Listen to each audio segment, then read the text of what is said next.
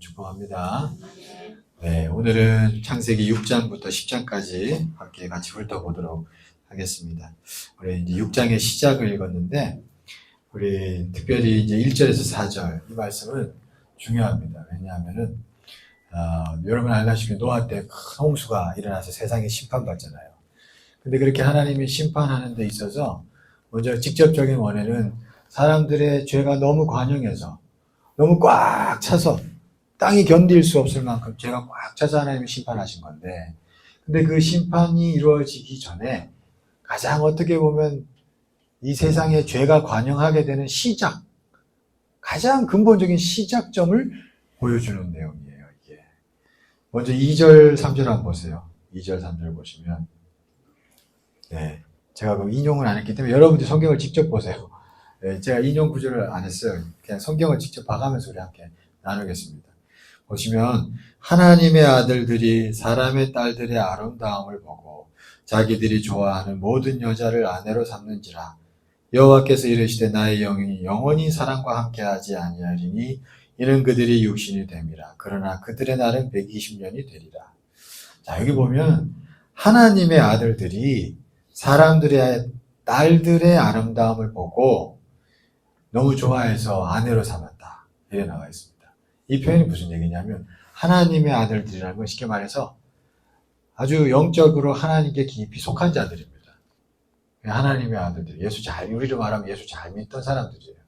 근데 이게 타락이 여러분 어디서부터, 세상의 타락이라는 게 어디서부터 시작되었냐 하면 영적인 사람들이요. 하나님 보면서 막 살다가 열심히 살다가 어느 순간 세상 사람들의 자녀들을 이렇게 보면서 좋아 보이기 시작하면 이게 이제 여러분 이거부터가 시작되는 거예요.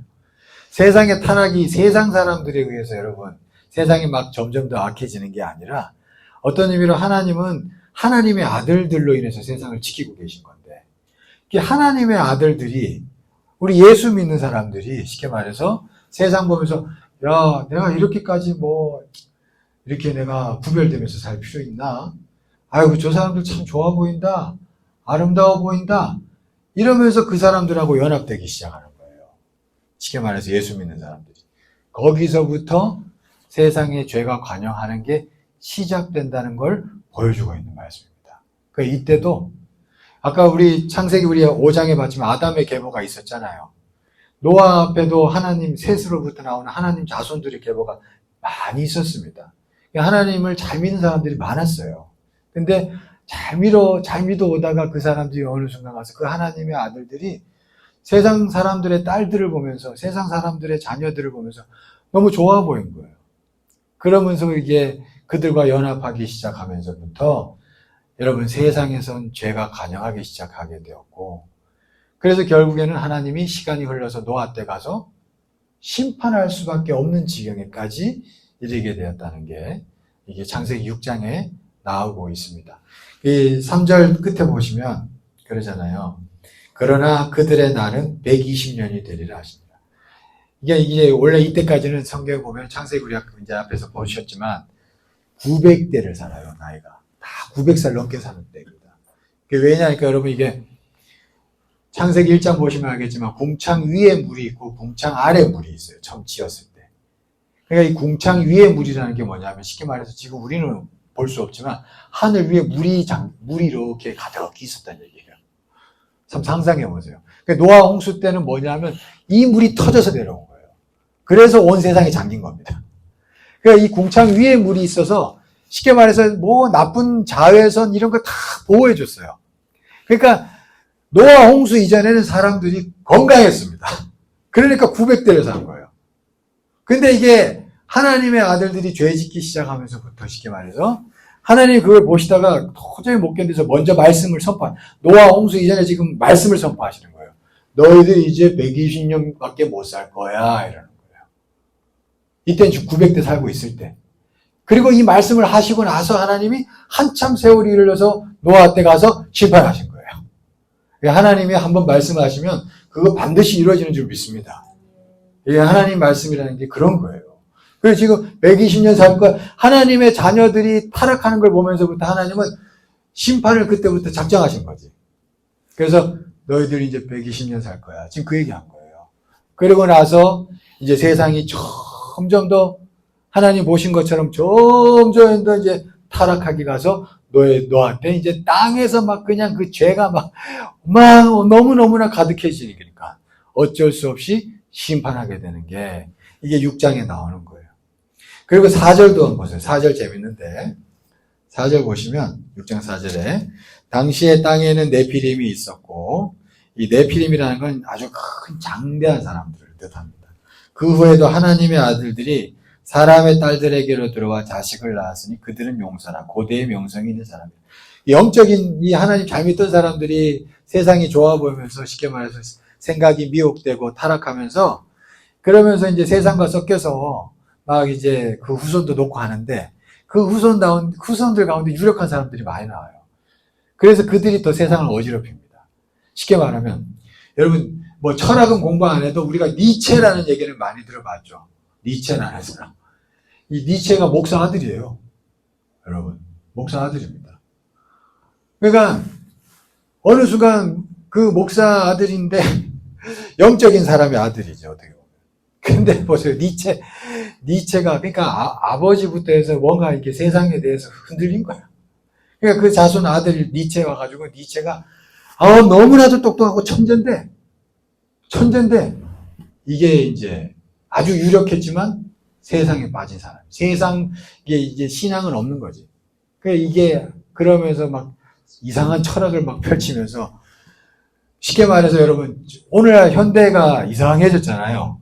옛날 1900년대 한 초반 때하고 지금하고 완전 다릅니다. 여러분. 미국 역사도 봐도 그렇고 1900년대 초반까지만 해도 미국 사회가 되게 건강했어요. 근데 그 이후부터 지금까지 그때부터 한 100년, 150년을 해서 세상이 점점 더 타락해서 오늘날 이 지경이 된 거예요. 뭐 동성애가 죄가 아니다 이 얘기까지. 근데 이 모든 것의 시작이 누구냐면 니체예요, 여러분. 이 철학적으로 들어가 보면. 현대 철학이 니체로부터 나온 겁니다. 니체가 다 깨부시기 시작한 거예요. 이게 철학을 공부해 보면. 근데 그게 누구라고? 목사 아들이에요. 목사 아들. 그거 무서운 겁니다, 여러분. 이게. 그러니까 예수 잘 믿다가 세상에 미혹돼가지고 그 나오는 자녀들 처음에 보면 굉장히 유력해 보여요. 근데 그들이 세상을 어지럽힙니다. 이제 뭐 실명을 거론해서 그렇습니다. 요즘에 보면은 요즘이 아니라 한 10년 전부터 해서 유명한 농객인데 진중권이라고 있어요. 진중권. 이 사람 막 동성애 죄 아니고 동성애 찬성해야 한다고 엄청 얘기하는 사람인데 얼마나 똑똑해요. 그 사람도 목사 아들이에요, 여러분. 모르셨죠? 그 사람 목사 아들이에요, 목사 아들. 근데 그러고 있는 거예요. 이게 4절 말씀이 그런 걸 이해할 수 있습니다. 그러니까 영적인 사람이었다가 어느 순간 가서 세상이 좋아 보이고 그러면서 자녀를 낳고 세상을 나아가는데 이게 그때 그 자손들이 아주 유력한 것 같지만 똑똑한 것 같은데 이게 세상을 어지럽히는 데 쓰임받는 거예요. 지금 그 얘기예요, 4절이. 그래서 세상이 점점 더 악해졌다는 거예요, 지금 노아 때. 그런데 참 감사한 건 하나님은 그런 가운데도 구원을 계획하시는 줄 믿습니다. 그렇게 세상은 점점 더 타락해져 가고 악해져 가는 때에도 하나님은 세상을 포기하지 않으시고 세상을 구원하려고 누구 하나를 선택하셨는데 그게 노아였다는 거예요.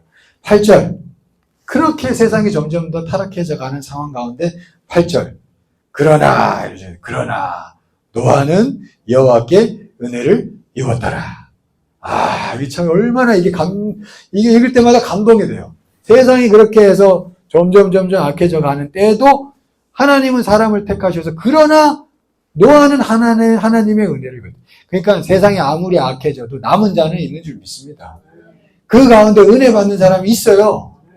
그 사람들이 누구냐? 쉽게 말해서 방주를 만드는 사람이고 그 사람 통해서 세상이 망해도 심지어 다시 회복될 수 있는 어떤 근거가 마련되는 거예요.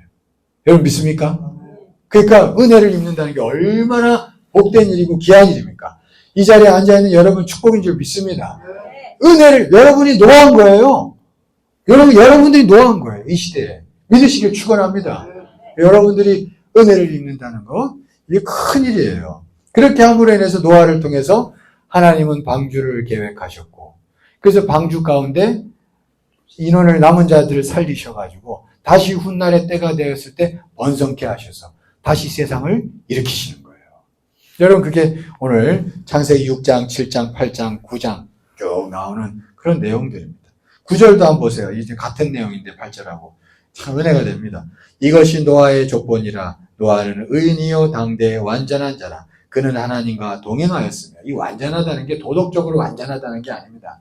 이 성경에서 완전하다는 건 내가 은혜 안에서 내가 하나님을 정말로 의지할 수 있는 그 역량 안에서 최선을 다해서 하나님을 의지했다는 거예요. 은혜 안에서. 그게 성경에서 완전입니다. 뭐 남들이 볼 때 완전하다 이게 아니에요. 내 분량 안에서 하나님을 바라보고 의지할 수 있는 최선을 다했다는 얘기예요. 그러니까 하나님과 동행하면서 살아가는 거예요. 그래서 그 동행한 가운데 노아는 하나님의 음성을 듣고 순종하며 방주를 지은 거예요. 히브리서 11장 7절 한번 볼까요? 히브리서 11장 7절. 그 내용이 이제 구체적으로 이제 히브리서 11장 7절에 보면은 이렇게 나오는 거예요. 같이 한번 읽어볼까요? 시작. 믿음으로 노아는 못 찾으셨어요? 그럼 제가 읽어드릴게요. 믿음으로 노아는 아직 보이지 않는 일에 경고하심을 받아 경외함으로 방주를 준비하여 그 집을 구원하였으니 이로 말미암아 세상을 정죄하고 믿음을 따르는 의의 상속자가 되었느니라. 그 보이지 않는 일에 경고하심을 받고 그리고 방주를 준비해서 그래서 집을 구원했대요. 그러니까 이게 은혜를 받고 하나님과 동행하니까 순간순간 주님의 마음을 깨닫고 그래서 경고하심도 뭔가 느끼게 되고 뭔가 방주를 만들어야 되겠다는 것도 알게 되고 그래서 순종하여 짓고 그랬다는 거예요. 그러니까 아무리 세상이 약해도 주님께서 여러분들을 향해서 음성을 주시는 줄 믿습니다. 그러면 여러분들이 이 약한 세상 가운데에서도 뭔가를 준비하게 되고 쓰임받게 되는 거예요. 각자에게 위치해서. 그런 복된 자들 되기를 축원합니다. 그러니까 세상이 약해도 하나님은 이렇게 항상 사람을 택하십니다. 사무엘도 보세요. 구약의 사무엘도 태어나서 살 때 어렸을 때 말씀이 그 시대가 희귀하여 이상이 보이지 않았다 그랬어요. 세상이 너무 악했어요. 그때도. 그때 하나님이 사무엘을 택하셨는데 사무엘은 하나님의 말씀을 듣는 은혜가 있었던 거예요. 말씀을 은혜 안에서. 그래서 사무엘이 그 악한 세상을 다시 일으키는데 쓰임받게 된 줄 믿습니다. 13절 한번 볼까요? 13절. 그래서 이제 제가 아까 전에 1절에서 4절 본 것처럼 그렇게 죄는 시작됐고 세상이 죄가 관영하는데 13절 보니까 하나님이 노아에게 이르시되 모든 혈육 있는 자의 포악함이 땅에 가득함으로 죄가 땅에 가득하니까 이게 하나님께서 이렇게 일할 수밖에 없었던 것을 알 수가 있어요. 여러분 이게 땅이 참 우리 창세기 4장에 보면은 우리 이제 보실 때 보면 그런 얘기 나오죠. 창세기 4장 10절에 아벨의 피가 땅에서 막 소리 질렀다 그래요. 아벨의 피가 여기 땅이라는 곳이요. 굉장히 정직한 것입니다. 땅은 예를 들면 누가 피를 흘리잖아요. 그 피 값이 땅이 결국에는 이게 땅에서 나게 하는 거예요. 성경이 그걸 가르쳐주고 있습니다. 땅에 죄가 가득해지잖아요. 그러면 땅이 사람을 토해낸다고 합니다. 레위기 보면은 이 가나안 땅 사람들이 죄를 너무 많이 지니까 땅이 견디다 못해서 주민을 토해냈다 이렇게 표현하고 있어요. 그래서 이스라엘 백성이 와서 그들을 쉽게 장악하게 된 거예요. 하나님이 땅을 토해내니까 이게 죄를 너무 많이 해서 땅이 견디지 못해서 토해내니까 하나님의 때에 이스라엘 백성이 와서 가나안 땅 여리고성 보세요. 얼마나 쉽게 무너뜨려요. 하나님이 그래서 역사한 거예요. 그래서 훅 해서 그냥 가나안 땅을 훅 점령케 했습니다. 땅은 정직합니다. 땅은. 그래서 여러분 이게 피 흘리는 거 무서운 거예요. 너무 피 흘려. 이게 보면은 목사들도 큰 교회 목사님들 보면은 부목사들을 아주 그냥 자기 종으로 해요. 그래서 그냥 갖다가 버리고 싶어요. 이거 무서운 거예요. 제가 그거 보면 안타깝더라고. 직장 생활도 마찬가지죠. 근데 요즘에 직장은 이제 그렇게 함부로 못 하잖아요. 근데 이게 교회는 쉬워요. 그러니까 이게 저도 부목사 있었지만 부목사 파리 목사. 근데 제가 그런 생각이 들더라고요. 근데 저렇게 너무 쉽게 내치면 땅에 피를 보는 건데 그거 좋지 않아요. 그거. 그런 생각이 들더라고요. 그러니까 여러분 예수 믿는 자들은 이 땅이 피를 받으면 피를 나면 피소리를 낸다는 얘기를 쉽게 생각하시면 안 됩니다. 저도 그렇고 여러분도 그렇고. 그래서 우리가 인생을 하나님 은혜 안에서 어떤 의미로 경외함으로 살 필요가 있어요. 여러분 믿습니까? 예, 그럴 필요가 있습니다. 땅이 그런 거예요. 땅이 그런 일을 합니다. 그걸 또 우리가 오늘 6장 통해서 알 수가 있어요. 그리고 보시면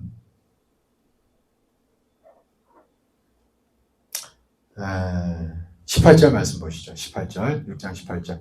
그러나 너와는 내가 내 언약을 세우리니 너는 내 아들들과 내 아내와 내 며느리들과 함께 그 방주로 들어가고. 그러니까 결국 은혜를 받아서 하나님과 언약을 맺죠.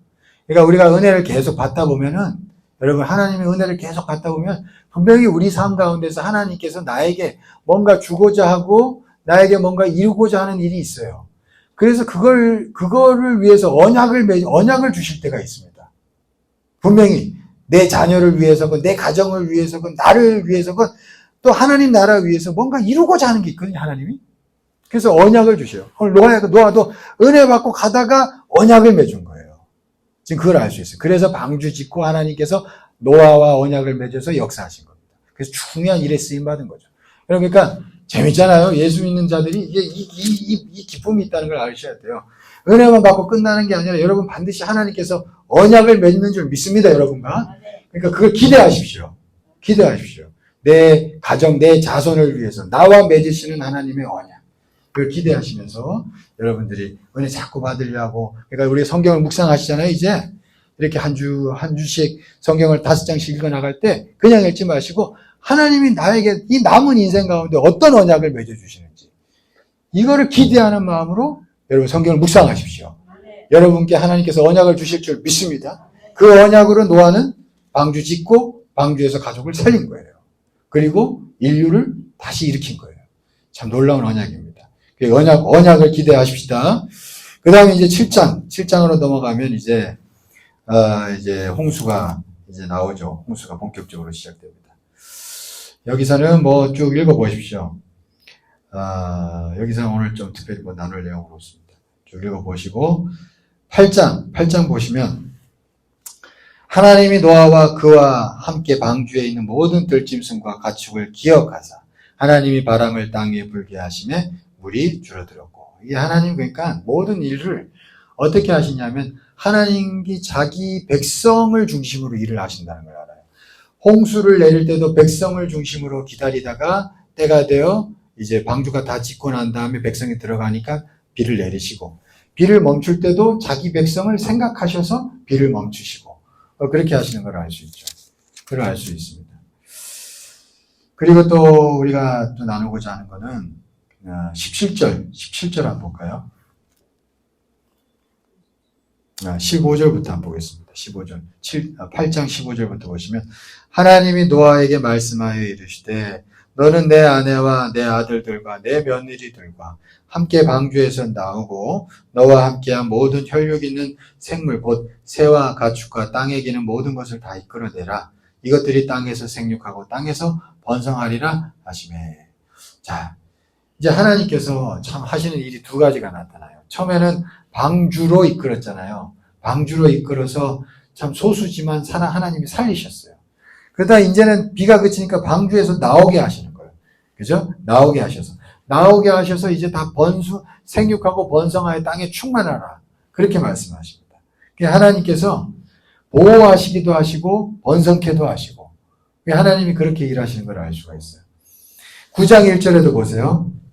9장 1절에도 보시면 하나님이 노아와 그 아들들에게 복을 주시며 그들에게 이르시되 생육하고 번성하여 땅에 충만하라. 여러분 우리가 하나님의 어떤 이게 움직임을 잘 깨달으셔야 됩니다. 말씀 묵상하면서 하나님이 어떨 땐 가만히 있어라 하시기도 하고 어쩔 땐 이제 막 움직여라 이렇게도 하시는 거예요. 그러니까 노아에게 처음에는 야 지금은 너 펼칠 때가 아니고 그냥 가만히 방주 짓고 가만히 식구들 데리고 너희는 보호받아라. 그렇게 하신 거고 이제는 때가 되니까 이제 나와서 생육하고 번성해라. 그러시는 거예요. 그때는 막 하나님이 자녀들 많이 낳게 하시면서 번성케 하시겠죠. 그러니까 이게 하나님께서 반드시 어떤 일을 이루시기 전에 말씀을 먼저 하시는 거예요. 그래서 우리가 항상 그 말씀을 귀 기울여 듣고 내가 지금은 이럴 때구나. 지금은 저럴 때구나. 이거를 우리가 감지하면서 나아간다면 하나님의 은혜 안에서 온전히 복을 누리게 되는 줄 믿습니다. 그리고 특별히 번성할 때 저희 주의해야 될 게 6절, 9장 6절 7절 한번 보시죠. 9장 6절 7절 한번 보시면 다른 사람의 피를 흘리면 그 사람의 피도 흘릴 것이니 이는 하나님이 자기 형상대로 사람을 지으셨습니다. 너희는 생육하고 번성하며 땅에 가득하여 그 중에서 번성하라 하셨더라. 참 여기서도 피가 자꾸 나오는데 오늘 읽은 창세기에 번성하라 하셨어요. 우리가 번성해야 됩니다. 흥왕해야 됩니다. 복을 받아 누리셔야 됩니다. 근데 그러면서도 피 흘리지 말라는 거예요. 그 얘기 또 하고 있습니다. 그렇죠? 그러니까 이것도 항상 우리가 기억할 필요가 있겠습니다. 그리고 이제 그 다음 사건, 이제 홍수 사건이 다 끝나고 포도를 심고 포도를 열매를 따가지고 이제 우리 잘 알죠. 노아가 이제 먹고 마시고 그만 치워버렸습니다. 노아도 인간인지라 그냥 이제 실수를 한 거죠. 근데 여러분 참 보세요. 노아의 세 아들이 있는데 세 아들 중에 함이라는 아들이 그냥 그 아버지 흉한 모습을 봐가지고 돌아가가지고는 형들한테 막 아버지 흉보죠. 근데 그 두 아들 셈하고 야벳을 와가지고 그걸 보고 덮어주잖아요. 그 얘기 참 자식들도 이렇게 나뉘어요. 그죠? 자식들도 나뉘어요. 어떤 사람은 허물을 막 까발리는 사람이 있는데 어떤 사람은 덮어주는 사람이 있는 거예요. 그죠? 이걸 알 수가 있습니다. 특별히 이게 중요한 게 이 세 아들이 다 아버지한테 은혜 입은 자들이잖아요. 아버지 때문에 살았는데 어떻게 보면 홍수를 피하고 그게 은혜를 입었는 자들인데 어떻게 그 은혜를 모르고 이게 어떻게 보면 함 같은 경우에는 그냥 허물 보고 막 떠버리고 그렇게 됩니다. 여러분 그래서 우리가 참 중요한 게 최소한 내가 은혜를 입은 사람한테 대해서는 어떻게 하겠어요? 때로는 허물을 보면 좀 덮어줄 줄도 알아야 하는 줄 믿습니다. 그렇잖아요. 우리 부부지간에 서로에게 은혜 받았잖아요. 그래서 우리 남편 흉 너무 밖에서 보지 마시고 우리 아내 흉도 밖에서 너무 보지 마시고 중요한 줄 믿습니다. 그게 이제 좀 필요한 것 같아요. 남자 안 그래요? 또 하면서 스트레스 푸는 것도 있긴 있죠. 마음을 알아서 지혜롭게 하십시오. 지혜롭게 하셔야지, 지혜롭게. 근데 아무튼 이게 성경에는 이게 함이 좋지 않다고 분명히 얘기하고 있습니다. 함에게 좋지 않은 그 말씀이 나가죠. 잠언서 20장 20절에도 이런 말씀이 있어요. 제가 한번 읽어드릴게요. 자기의 아비나 어미를 저주하는 자는 그의 등불이 흑암 중에 꺼짐을 당하리라. 이런 말씀도 있습니다. 그러니까 내게 은혜 베푼 자, 그죠? 그게 누구든지 뭐 엄마 아빠 뿐만 아니라 내게 은혜 베푼 자, 그 자를 때로는 이렇게 흉을 덮어줄 줄도 알아야 되는데 그거 막 그렇게 하는 게 오히려 흑암 중에 살아가게 된다는 거예요. 그 사람이 그렇게 되면 그게 아니나 다를까 정말 이 함이라는 자손은 흑암 중에 거하게 되죠. 우리가 보통 말하기를 이게 이제 흑인이라는 얘기가 있습니다. 근데 뭐 흑인일 확률이 있어요. 왜냐하면 구스인들이 이 10장에 보면 노아 족보에 보면 구스인들이 나오죠. 참 이게 하나님이 어떻게 보면 그 말씀대로 이루어지는 게 있어요. 흑인들이 고생 많았죠. 고생 많았잖아요. 안타깝지만 이제는 그래도 하나님 많이 이제 풀어주셨지만 그런 것들이 있었습니다. 자, 그 다음에 10장에 이제 족보가 나옵니다. 10장. 이건 뭐냐면 여러분 10장 족보는 9장 1절에서 노아에게 이제 생육하고 번성하고 땅에 충만하라 약속해 주셨잖아요. 9장 1절에 보니까 그게 성취된 걸 보여주는 거예요. 이제 역사 가운데. 정말로 이 노아 자손이 크게 번성해서 오늘날의 인류까지 이런 거죠. 그걸 알려주고 있습니다. 그리고 또 재밌는 거 한번 볼까요? 25절 보세요. 25절.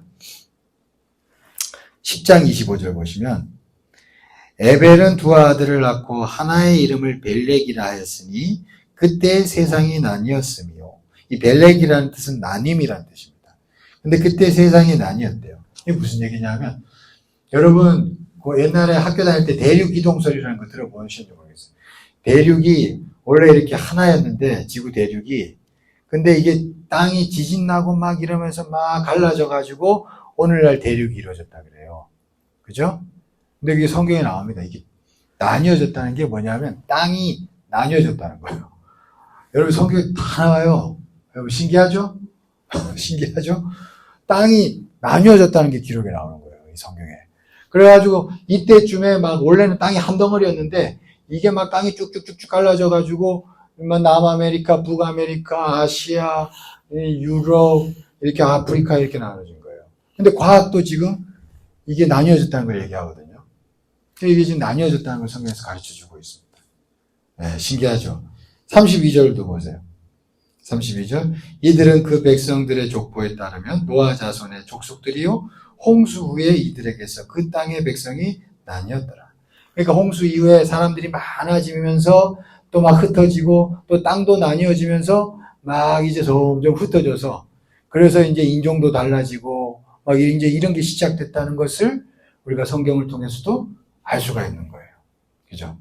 이게 나뉘어지면서 흩어졌고 그러면서 번성게 되었습니다. 그래서 성경이라는 게 여러분 창조설이라는 게 마냥 이상한 소리가 아닙니다. 과학적으로도 여러분 이게 진화론, 창조론이 있는데 이게 엄밀히 들어가면 두 개 다 대등해요. 지금 근데 여러분 이게 진화론이 더 과학적인 것처럼 됐잖아요. 이게 왜 그런 줄 아세요?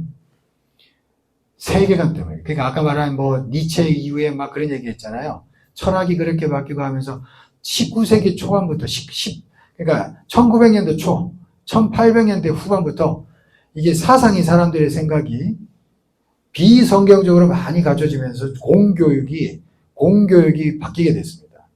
그 예를 들면 1900년도 초 이전까지만 해도 미국에서도 공교육에는 창조론을 배웠어요. 여러분 모르셨죠? 미국 공교육으로 창조론을 배웠어요. 근데 1900년도 초부터 이게 소위 인본주의 선언이라는 걸 하면서 존 듀이가 그러면서 공교육이 인본주의로 바뀌어버리게 됐습니다. 세계관이 그렇게 바뀐 거예요, 세상이. 그러면서 공교육이 미국의 1900년대 초부터 해서 공교육이 인본주의로 되면서 진화론을 가르치기 시작했고 그러면서 어느 순간 창조론은 그거 무슨 헛소리야 이런 분위기로 100년 정도 흐르면서 그렇게 된 거예요. 그래서 오늘날까지 이르게 됐습니다. 그거 아셔야 돼요. 역사를 알고 있어야 돼요, 기독교인들은. 그러니까 이게 엄밀히 과학적으로 들어가면 진화론도 과학적 근거가 없어요. 왜 그러냐면 진화론 쉽게 말해서 원숭이가 사람이 됐다는 거잖아요. 근데 이거를 과학적으로 증명이 되려면 중간 단계 화석이 나와야 돼요. 중간 단계 화석. 근데 중간 단계 화석이 안 나와요. 종이 바뀐 거기 때문에 이 종과 종 사이에 바뀐 어떤 중간에 새로운 어떤 중간쯤에 있는 종의 화석이 나와야 되거든요. 그래야 과학적으로 증명이 됩니다. 근데 이게 안 나와요. 그래서 진화론이에요. 설입니다. 설. 론이라 그러잖아요. 과학으로 증명이 안 돼요. 여러분 혹시나 진화론을 막 떠드는 사람들 있으면 중간 화석이 있어 이 얘기하면은 말을 못해요. 그냥 끝나버립니다. 더 이상 얘기를 못해요. 그 사람들도. 그게 과학적으로 그렇습니다. 그래서 진화론, 창조론은 엄밀한 진짜 과학자들끼리 싸우잖아요. 논쟁하잖아요. 그럼 진화론이 집니다, 오히려. 저요. 그 존 레녹스라는 유명한 그 옥스퍼드의 과학자가 있는데 이 사람은 창조론자거든요. 이 사람이 그 이기적 유전자라고 리차드 도킨스 이 사람하고 논쟁을 했어요. 근데 도킨스가 졌어요. 그게 이제 유튜브 보면 떠돌아다닙니다. 그러니까 진화론자가 진짜 과학, 진짜 창조론자하고 진짜 붙잖아요. 그럼 집니다. 여러분 그러니까 창조론에 대해서 자부심을 가지시기를 바랍니다. 가지셔도 돼요. 실제로 과학적으로 깊이 들어가면 져요. 왜냐하면 근거가 없거든. 아무 근거가 없어요. 진화론도. 네, 그걸 알고 계셔야 돼요. 그래서 성경에 이 창조론에 대한 또 이 지구 상황에 대한 근거들도 많이 나옵니다.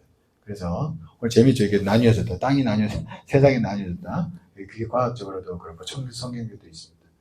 자, 아무튼 우리가 10장까지 내용을 좀 훑어봤습니다. 이런저런 내용이 있다는 거 보셨어요? 자, 이 내용을 가지고 이제 각자 또 하루하루 한 장씩 묵상하시면서 성경에서 여러분들에게 주시는 말씀이 무엇인지 그 내용을 받아내려고 또 하는 한 주간 되기를 축원합니다. 네, 이렇게 우리 이제 오후 예배는 이렇게 성경 공부하겠습니다.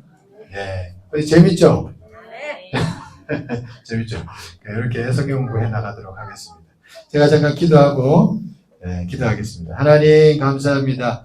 하나님 우리가 또 오늘 창세기 6장에서 10장까지의 내용을 함께 훑어봤습니다. 하나님 우리가 이제 성경에 대해서 조금씩 배워나갈 때 하나님 지혜를 주시고 또 세상을 보는 눈, 성경을 보는 눈이 더 깊어지고 넓어질 수 있도록 인도하여 주시옵소서.